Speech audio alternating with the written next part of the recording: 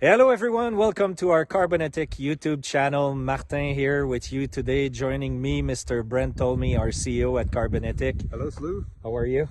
Doing well, thanks. Merci bien. So our goal today is while we are in Whitehorse, Yukon, beautiful sunny day as you can see, 1 degrees Celsius right now. Can't complain. Like, we spent a few days around. We had to travel to meet with some indigenous partners of ours, and the temperature has been fabulous. We've seen amazing landscaping, and today our goal with the next few videos that you will see on our channel is to explain to you the importance of forest management. I think it's very critical for the people to understand what we are trying to accomplish and how it could help actually making the forest to be healthier. Everybody knows that in Canada we had massive forest fires issues in the last few years. There's ways that you can approach actually, including technology, right? That's true. And so our goal is that we're going to show you in the next few different videos different types of forest, and we'll show you the final results after forest improvement. I think it's going to be super interesting. So you ready to go? Let's go. Let's do it. Trees are basically solar panels. This is a great serendipitous occurrence as we were driving to Carcross to go check out Yukon and other forests and really understand the ecotype of the Yukon, how it changes. We drove by, we said, hey, here's an example of a managed forest. So trees are like solar panels.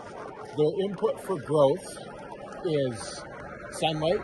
So we all remember photosynthesis and the process of converting sunlight, moisture, soil, which is nutrients. So basically, same as us, light, food equals growth. And when a tree is growing, it's actually reaching out and it's grabbing carbon dioxide out of the air and it's turning that into the growth of the tree. And that's basically what trees do. They're like solar panels that pack on growth, and that growth is carbon that's been removed from the environment and turned and stored into that wood. So that's what we have here today.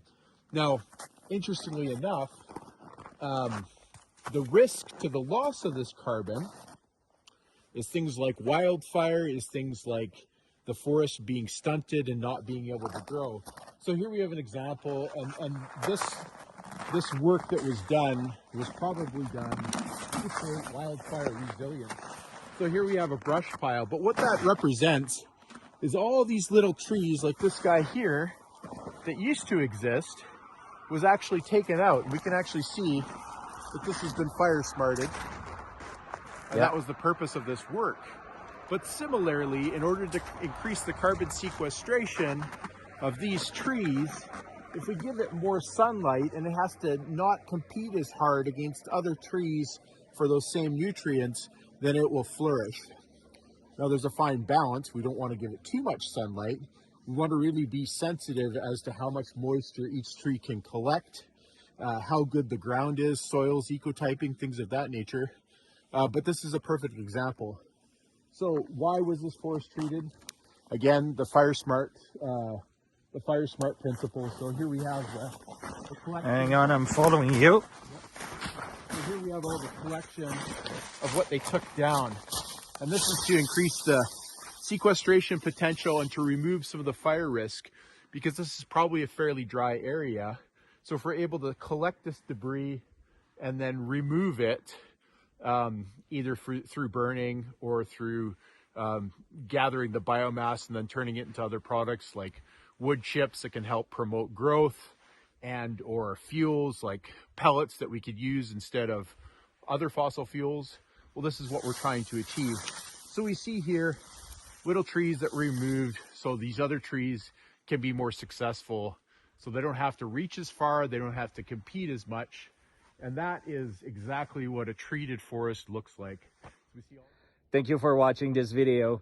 If you care about the forest as much as we do, please subscribe to our different channels and stay put for the next one.